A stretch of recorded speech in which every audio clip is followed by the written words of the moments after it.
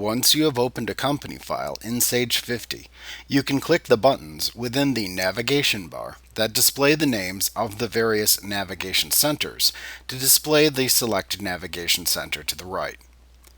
The Business Status Navigation Center is only available if you are using Sage 50 Complete Accounting. In other versions of Sage 50, you will have access to the Customers and Sales, Vendors and Purchases, Inventory and Services, Employees and Payroll, Banking, and System navigation centers. At the top of any navigation center, you will see a small navigation center toolbar that allows you to perform some standard tasks related to navigation centers within Sage 50. First, you can choose which of the navigation center pages you want to display by default when you open the current Sage 50 company file. To do this, just open the navigation center that you want to set as the default navigation center page. Then click the Make This the Default Page button within the toolbar at the top of the navigation center. The display on the button will then change to display This is the default page once it's been set. You can also show or hide the content of each navigation center by clicking the leftmost button at the end of the navigation center's toolbar. This is a toggle button that will read either Show or Hide. You can click it to toggle the display of the content within the navigation center on or off.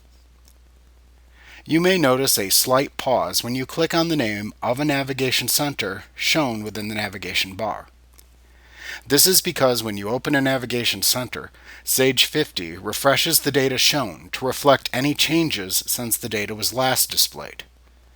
You can also manually force a refresh of the data that's shown in any navigation center by clicking the Refresh button in the Navigation Center toolbar at the top of the window. You can change the system date by using the Navigation Center toolbar. The system date is a very important date. This is the default date for any transactions that you enter within the currently selected accounting period.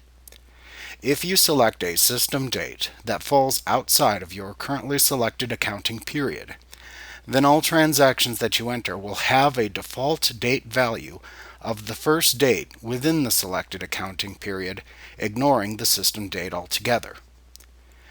You can set the system date by clicking the System Date button in the Navigation Center toolbar. Then in the Change System Date dialog box that appears, you can set the date that you want to have as the system date by clicking the small calendar selector at the right end of the display date and then choosing a date from the calendar dropdown. When you've set your desired system date, click the OK button to confirm your selection. You can also select the accounting period for data entry by clicking the Period button in the Navigation Center toolbar. In the Change Accounting Period dialog box that appears, you can select the accounting period for which you want to perform data entry from the list displayed. Then click the OK button to set the selected accounting period. Also, within each navigation center, you will have related tasks that you can perform by clicking the buttons that are available, and then choosing a command to perform from the resultant drop-down menu if necessary. This replicates the functionality of the commands within the menu bar using a graphic interface. You can also view the relationship between items within Sage 50 by examining the graphic interface. For new users, this can assist you in performing tasks in the correct order.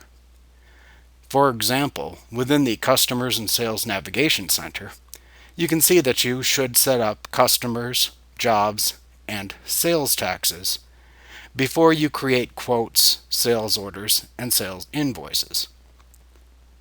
In addition to tasks, you can also view associated lists of information and recent reports within all of the navigation centers.